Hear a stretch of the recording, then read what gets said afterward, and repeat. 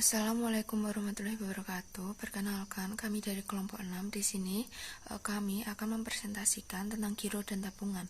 Di sini kelompok 6 beranggotakan yang pertama Erliana Korinisa NPM 071, yang kedua Nur Ika Yulia Astuti NPM 089, dan saya sendiri Nur Indah Syonesi NPM 114.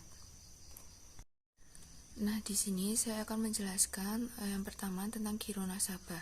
Di sini giro merupakan simpanan masyarakat pada bank yang penarikannya dapat dilakukan dengan menggunakan cek, surat perintah bayar yang lain, bilet giro, atau surat pemindah bukuan yang lain.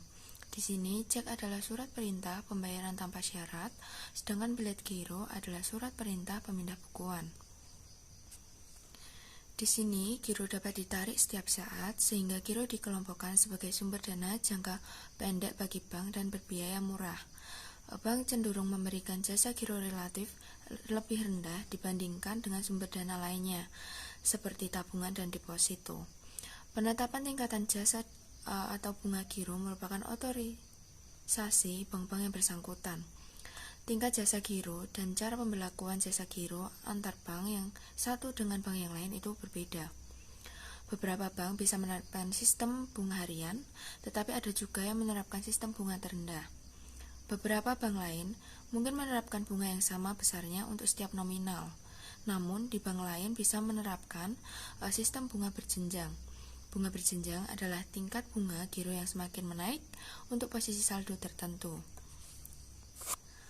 Seperti contoh, pada saldo 0 sampai 5 juta itu bunga gironya sebesar 0%, untuk 5 juta sampai 25 juta untuk bunga gironya 8%, dan 25 juta sampai 100 itu bunganya 12%, dan dari 100 juta sampai tak terhingga itu bunga gironya 14%. Nah, selanjutnya jenis rekening giro itu ada dua, giro swasta dan giro pemerintah. Nah, itu untuk yang pertama, giro swasta itu giro yang dimiliki oleh perseorangan, kelompok instansi swasta, yayasan sosial, dan badan non-pemerintah lainnya. Dan untuk giro pemerintah, yaitu giro yang dimiliki oleh instansi pemerintah, misalnya giro kelurahan, giro departemen, giro dinas perpajakan, dan sebagainya. Selanjutnya, kita akan membahas tentang akuntansi giro. Di sini, transaksi giro dicatat sebesar nilai nominal dan disajikan sebesar nilai kewajiban bank terhadap nasabah giran. Di sini nilai nominal ada nilai nominal setoran atau penarikan, sedangkan nilai kewajiban adalah nilai saldo setelah mengalami mutasi, pendebitan atau penarikan. Pendebitan misalnya akibat adanya penarikan dan beban biaya bagi giran. Pengkreditan rekening giro akibat adanya setoran uang tunai atau cek, bilet giro, atau adanya jasa giro yang diperhitungkan oleh bank.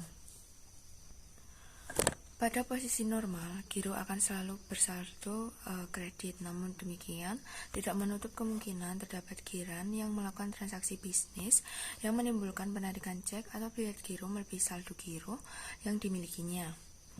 Bila ini yang terjadi, maka terjadi saldo negatif. Nah, di sini saldo negatif ini terjadi karena bank memberikan tantangan atau cerukan terlebih dahulu.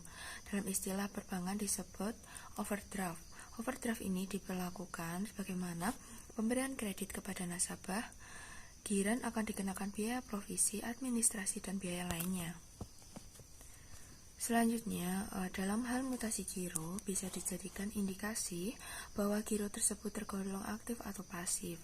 Giro dianggap pasif bila selama 6 bulan berturut-turut tidak mengalami mutasi dan bersaldo di bawah saldo minimal. Sedangkan giro pasif tetap akan dikenakan biaya administrasi setiap bulan yang dibebankan pada rekening giro, sehingga bersaldo nol dan kemudian ditutup secara sepihak oleh bank.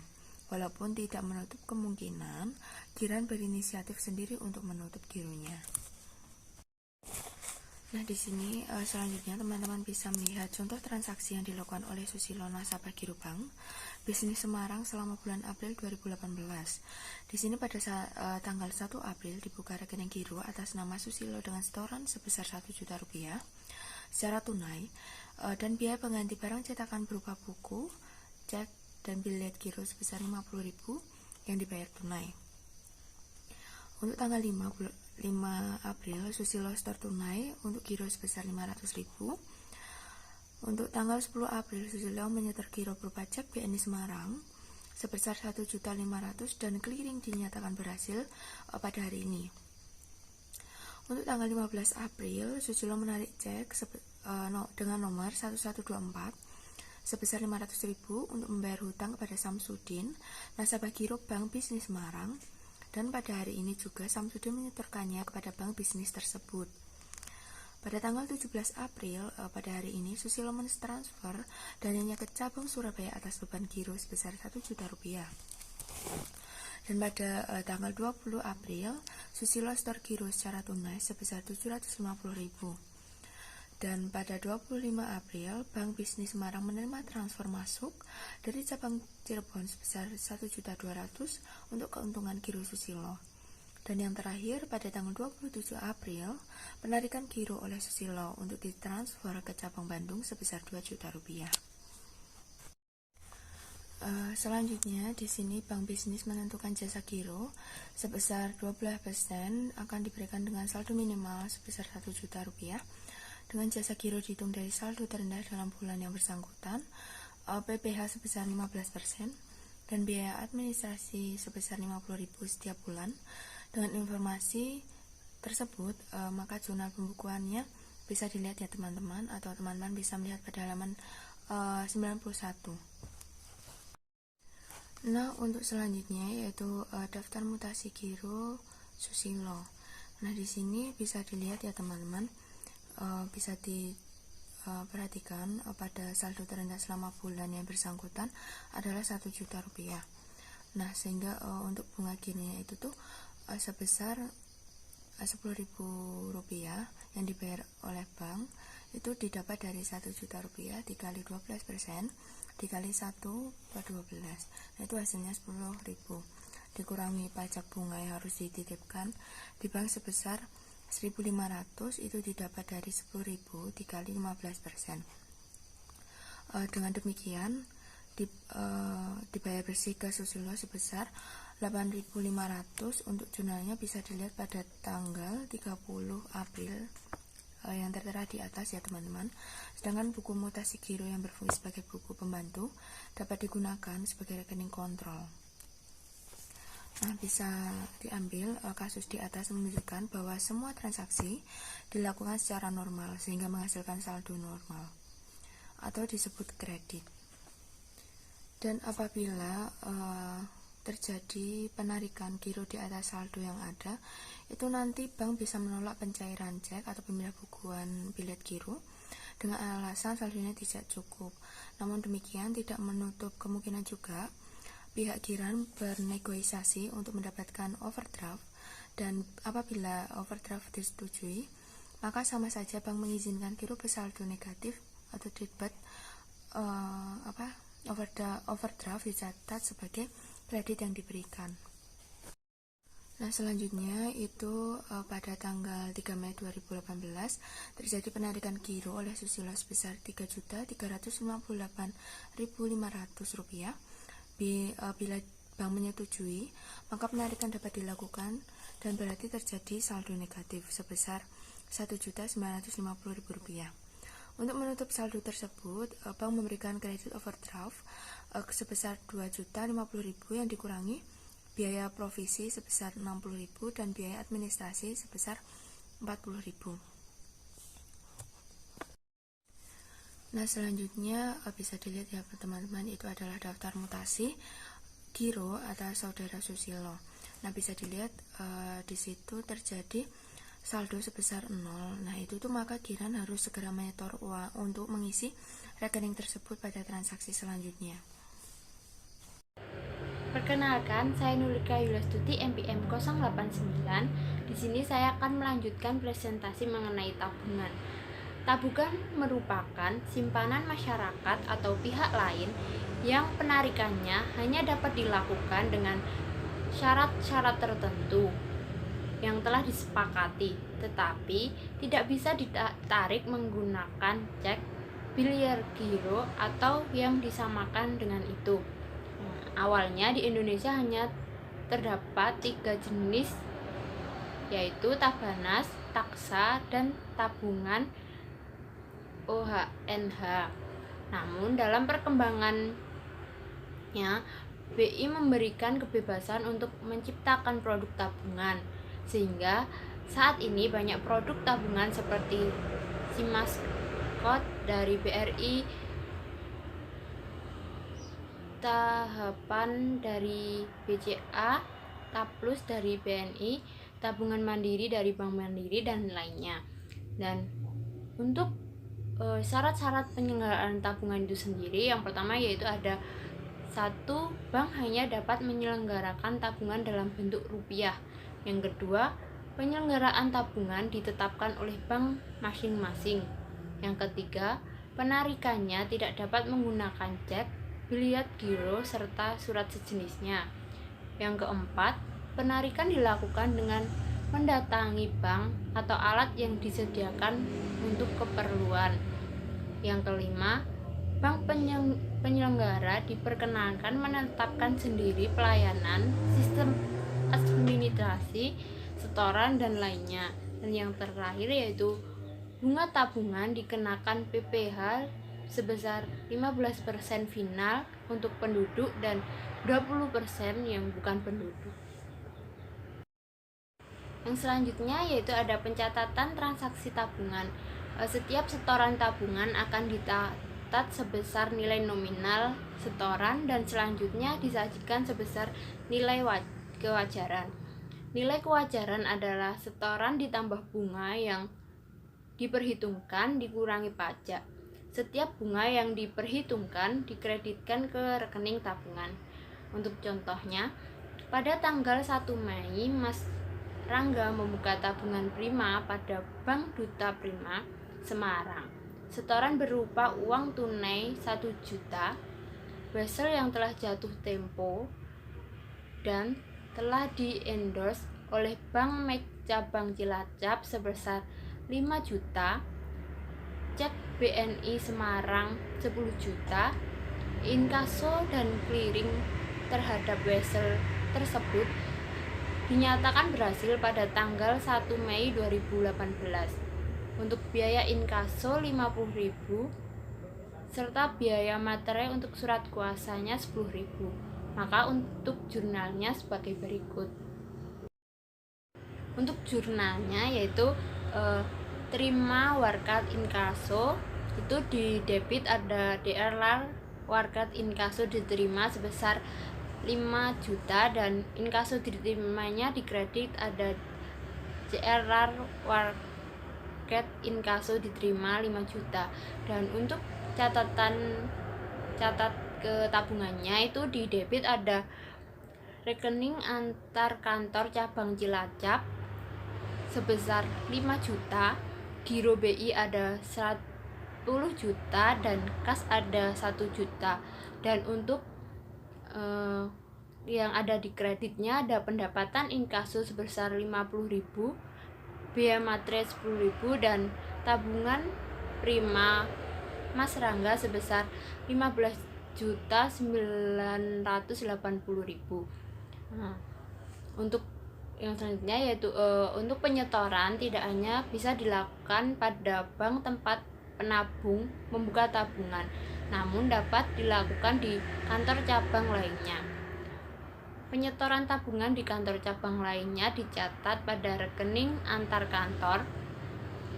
Contohnya untuk Mas Rangga setor tunai untuk tabungan pada tanggal 5 Mei 2018 sebesar 10 juta pada cabang Cirebon. Untuk pencatatannya yaitu di cabang Semarang di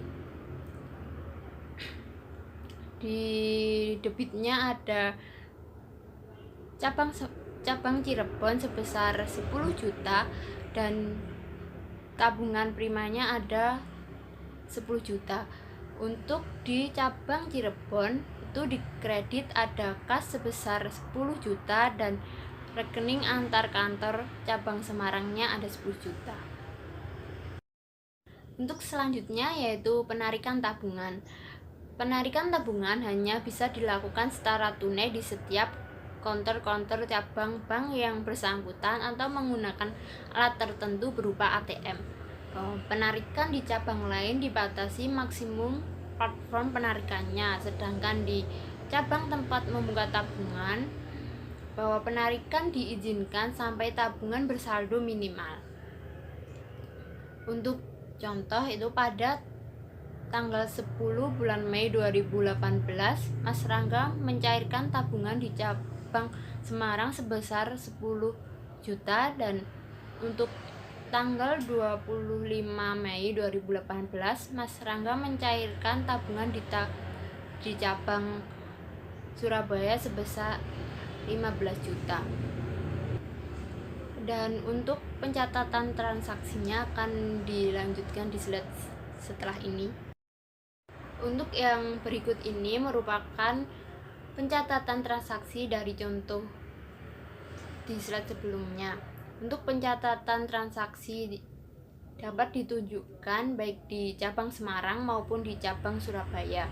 Untuk di cabang Semarang pada tanggal 10 Mei itu ada tabungan prima di debit sebesar 10 juta dan di kreditnya ada kas 10 juta. Dan untuk tanggal 25 Mei di debitnya ada tabungan prima sebesar 15 juta dan di kreditnya ada rekening antar kantor cabang sebesar 15 juta. Dan untuk di cabang Surabaya pada tanggal 25 itu di debit ada rekening antar kantor cabang Semarang sebesar 15 juta dan di kreditnya ada kas sebesar 15 juta. Dan untuk daftar mutasi tabungan prima atas nama Mas Rangga itu pada tanggal 1 bulan Mei, setoran pembukaannya di kredit sebesar 15.940.000. Untuk saldonya itu ada 15.940.000. Lalu kemudian pada tanggal 5 Mei itu ada setoran dari cabang Cirebon sebesar 10 juta di kredit, sehingga saldonya ada 25.940.000. Dan pada tanggal 10 Mei itu ada penarikan tunai sebesar 10 juta sehingga saldonya menjadi 15.940.000. Dan pada tanggal 25 Mei itu ditarik kembali di cabang Surabaya sebesar 15 juta sehingga saldo tabungan Mas Rangga tersisa 940.000. Untuk yang selanjutnya yaitu ada bunga tabungan dan perhitungannya. Untuk bunga tabungan dihitung pada setiap akhir bulan dan langsung dikreditkan ke rekening tabungan. Untuk saldo bunga tabungan menambah saldo tabungan. Perhitungan bunga bisa dilakukan secara harian atau bulanan dengan mendasarkan pada saldo terendah, suku bunga tetap atau berubah, atau kombinasi dari keduanya tersebut. Untuk yang pertama ada bunga diperhitungkan dengan dasar lamanya saldo mengendap dan tingkat suku bunga berubah-ubah. Lamanya waktu mengendap diperhitungkan sejak berubah sampai terjadinya perubahan bunga.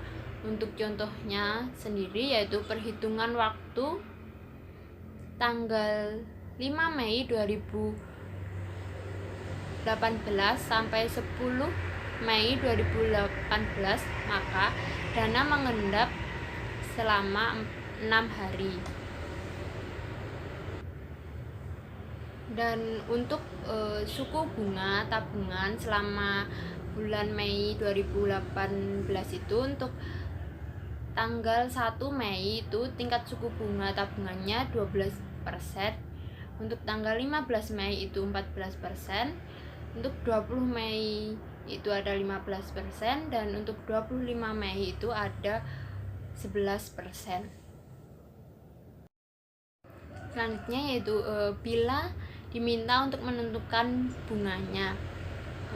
Di sini bunga yang diperoleh Mas Rangga pada bulan Mei 2018 18, yaitu perhitungannya sebagai berikut. Untuk tanggal 1 Mei sampai tanggal 5 Mei itu perhitungannya yaitu 4 hari, yaitu hari bunga diper 360 dikali saldonya yaitu 15.940, kemudian dikali dengan suku bunga yaitu 12%, sehingga hasilnya 21.253,33.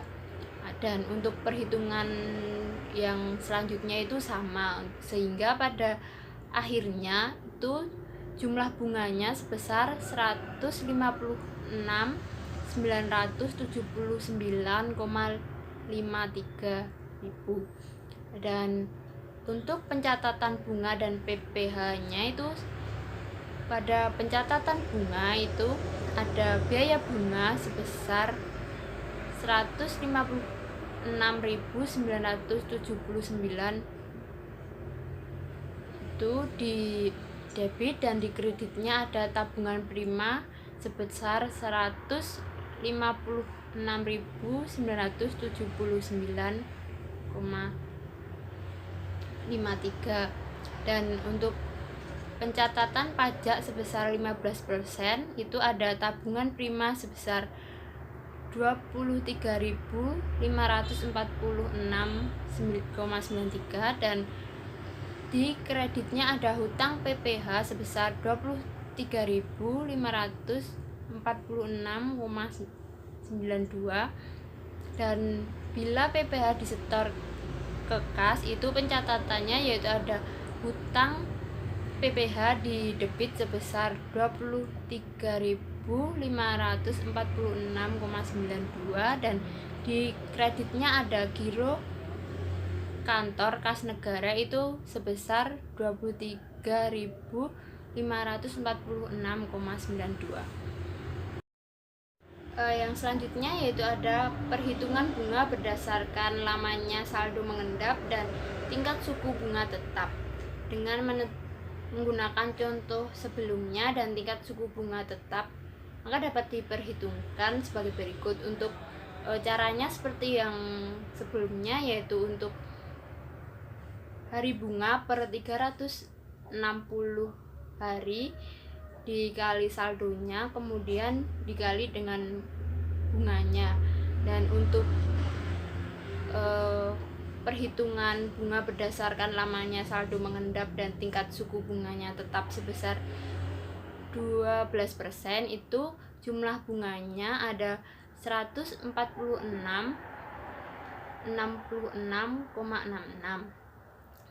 Dan selanjutnya itu untuk perhitungan bunga tabungan berdasarkan saldo terendah dalam bulan yang bersangkutan dengan bunga berjenjang, itu ada untuk saldo 0 sampai 10 juta itu 12%, untuk 10 juta sampai 20 juta itu ada 13%, untuk 20 juta sampai 50 juta itu ada 14%, dan terakhir itu lebih dari 50 juta itu bunganya sebesar 15%. Baik, saya Adriana Harunisa, NPM 1 izin melanjutkan materi mengenai hadiah untuk penabung. Nah, bank sendiri itu sering menyelenggarakan adanya kegiatan tabungan berhadiah. Nah, hadiah yang diberikan ini dalam pandangan akuntansi dicatat sebagai biaya. Biaya ini umumnya diperhitungkan proporsional dengan kemampuan suatu cabang dalam menghimpun dana melalui tabungan. Nah, dengan demikian, semakin besar suatu cabang menghimpun dana tabungan, maka semakin besar porsi biaya hadiahnya. Sebaliknya, semakin kecil saldo tabungan di neraca cabang, maka semakin kecil kontribusi untuk menanggung biaya hadiah.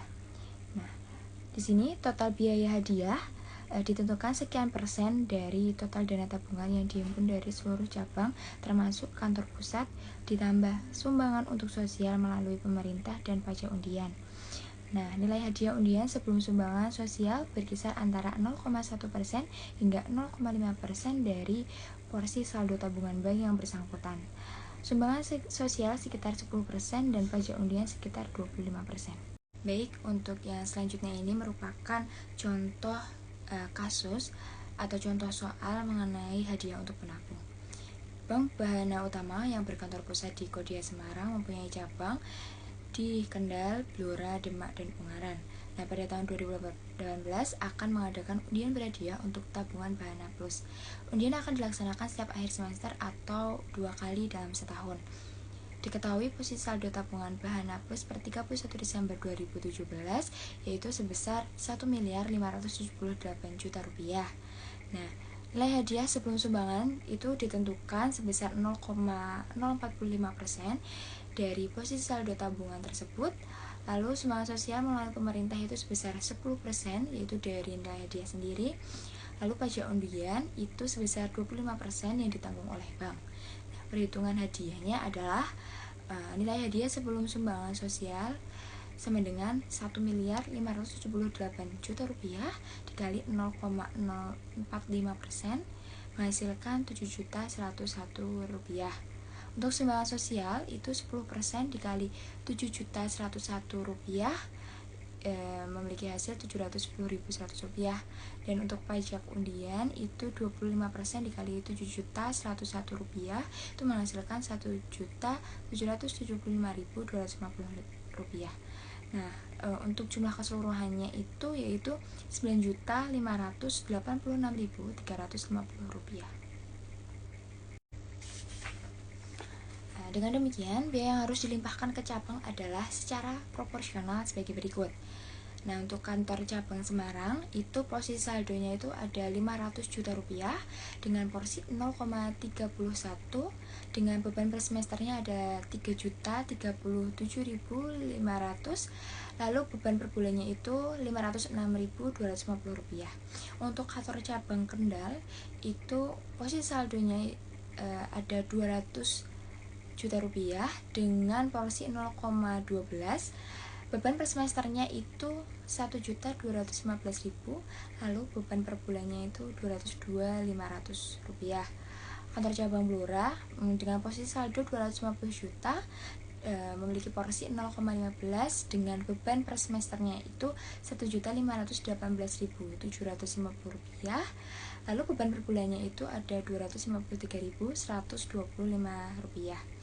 Kantor cabang Demak itu memiliki posisi saldo 300 juta rupiah dengan porsi 0,19 dengan beban per semesternya 1.822.500, lalu untuk beban per bulannya itu ada 303.750 rupiah. Untuk kantor cabang selanjutnya yaitu kantor cabang Ungaran dengan posisi saldo 328 juta rupiah dengan porsi 0,20 dengan beban per semesternya 1.922.600, lalu beban per bulannya 332.100 rupiah. Untuk yang selanjutnya pada slide ini ditampilkan pencatatan biaya promosi berupa hadiah sebagai berikut. Nah, di kantor pusat untuk pembelian itu biaya promosi dibayar di debit sebesar 3.037.500. Untuk RAK cabang Kendal di debit sebesar 1.215.000. Untuk RAK cabang Blora di debit 1.518.750 rupiah. Lalu RAK cabang Demak itu di debit sebesar 1.882.500. Lalu RAK cabang Ungaran di debit sebesar 1.992.600. Lalu untuk kas itu dikredit sebesar 9.586.350 rupiah. Lalu untuk di cabang Kendal biaya promosi di muka itu di debit sebesar 1.215.000. Lalu RAK kantor pusat di kredit 1.215.000. Di cabang Blora untuk biaya promosi di muka itu di debit 1.518.750 rupiah. Lalu RAK kantor pusat di kredit 1.519.750 rupiah. Yang selanjutnya itu di cabang Demak biaya promosi di muka di debit 1.822.500 rupiah. Lalu RAK kantor pusatnya dikredit 1.822.500. Untuk di Jawa Ungaran itu biaya promosi dibuka di debit Rp1.992.600, lalu RAK kantor pusatnya dikredit Rp1.992.600. Untuk slide selanjutnya ini ada biaya promosi yang dibayar di muka yang diamortisasi setiap bulan selama 6 bulan atau 1 semester. Nah, di kantor pusat itu biaya promosi di debit Rp506.250, lalu biaya promosi di muka di kredit Rp506.250. Lalu di cabang Kendal itu biaya promosi di debit Rp202.500, biaya promosi di muka di kredit Rp202.500. Lalu di cabang Blora itu biaya promosi di debit Rp253.125, lalu biaya promosi di muka di kredit Rp253.125. Lalu di cabang Demak itu biaya promosi di debit Rp303.750, lalu biaya promosi di muka itu di kredit Rp303.750. Di cabang Ungaran biaya promosi di debit Rp332.100, lalu biaya promosi di mukanya Rp332.100 yang dikredit. Untuk yang selanjutnya ini, bila dalam undian terdapat penabung yang memenangkan hadiah, maka cabang akan mendebit RAK kantor pusat dan mengkredit rekening tabungan nasabah yang bersangkutan. Nah, contohnya Indra nasabah tabungan Bahanabus cabang Kendal memperoleh hadiah utama senilai Rp5 juta. Nah, pencatatannya pada saat pelimpahan ke rekening nasabah adalah jurnal di cabang Kendal, RAK kantor pusatnya itu didebit Rp5 juta, lalu tabungan saudara Indra itu dikredit Rp5 juta. Nah, untuk jurnal yang ada di kantor pusat itu biaya promosi di debit Rp5 juta, lalu RAK cabang Kendalnya dikredit Rp5 juta. Selanjutnya adalah tabungan ongkos naik haji atau ONH. Nah, tabungan ONH ini diselenggarakan baik oleh bank konvensional maupun bank syariah. Pada bank konvensional, tabungan ONH ini tidak diberikan bunga, namun jasa tabungan diberikan dalam bentuk lain. Misalnya, bingkisan tertentu pada setiap bulan selama saldo tabungan masih mengendap. Sedangkan pada bank syariah sendiri, tabungan ONH mendapatkan bagi hasil. Nah, biaya untuk membeli souvenir tertentu dibukukan sebagai biaya promosi. Lalu untuk contoh soal mengenai tabungan ongkos naik haji atau ONH, yaitu pada tanggal 1 Mei 2018 Bapak Ali membuka tabungan ONH dengan setoran perdana yaitu Rp20 juta. Kemudian pada tanggal 1 Agustus 2018 Pak Ali terdaftar sebagai calon haji. Pada saat tersebut, Pak Ali harus melunasi kekurangannya melalui bank yang bersangkutan sebesar Rp14 juta. Bingkisan seharga Rp200.000 diserahkan pada 1 Agustus 2018. Lalu pencatatan jurnalnya adalah setoran tabungan pada tanggal 1 Mei 2018, rekening kas didebit sebesar Rp20 juta, lalu rekening tabungan ONH dikredit Rp20 juta. Pelimpahan tabungan ke ONH pada tanggal 1 bulan 8 tahun 2018, rekening tabungan ONH didebit Rp20 juta, lalu rekening kas didebit Rp14 juta, lalu rekening setoran ONH dikredit Rp34 juta. Untuk pemberian bingkisan pada tanggal 1 bulan 8 2018, rekening biaya promosi didebit Rp200.000, lalu untuk rekening kas itu dikredit Rp200.000. Nah, selanjutnya saya akan menjelaskan kasus yang dipilih kelompok kami terkait hilangnya uang tabungan nasabah BCA sebesar 135 juta. Di sini permasalahannya hilangnya uang sebesar 135 juta yang dialami salah satu nasabah PT Bank Sentral Asia Tbk atau BCA, yaitu Hebel Agus Kurnia, telah selesai. Uang yang hilang tersebut dipastikan diganti oleh pihak BCA. Persoalan yang dialami Happy pada akhirnya diketahui bahwa kartu ATM-nya terkena skimming. Pada Bank BCA telah memastikan bahwa uang tabungan yang hilang dalam sehari karena tindakan skimming itu akan diganti oleh pihak bank. Nah, untuk analisis tentang kasus yang terkait itu dari kelompok kami, yang pertama ini, kasus ini berkaitan dengan tabungan. Yang kedua, dalam kasus ini mengangkat permasalahan yang terjadi berkaitan dengan hilangnya tabungan akibat skimming pada PT Bank Sentral Asia Tbk di tahun 2022. Yang ketiga, kejadian ini menggunakan modus skimming atau duplikasi kartu nasabah. Tindakan tersebut melibatkan penggunaan alat khusus bernama scammer. Yang keempat, nasabah akan menerima ganti rugi dari Bank BCA karena kejadian bukan kesalahan nasabah. Dan yang terakhir adalah akibatnya bank mengalami kerugian karena menggantikan dana nasabah yang hilang. Nah, selanjutnya yaitu solusi dari kelompok kami agar terlindung dari kejahatan skimming seperti kasus di atas. Nah, itu yang pertama adalah periksa mulut ATM sebelum memasukkan kartu. Di sini sebelum memasukkan kartu ATM, perhatikan apakah ada kejanggalan atau benda aneh di sekitar mulut ATM.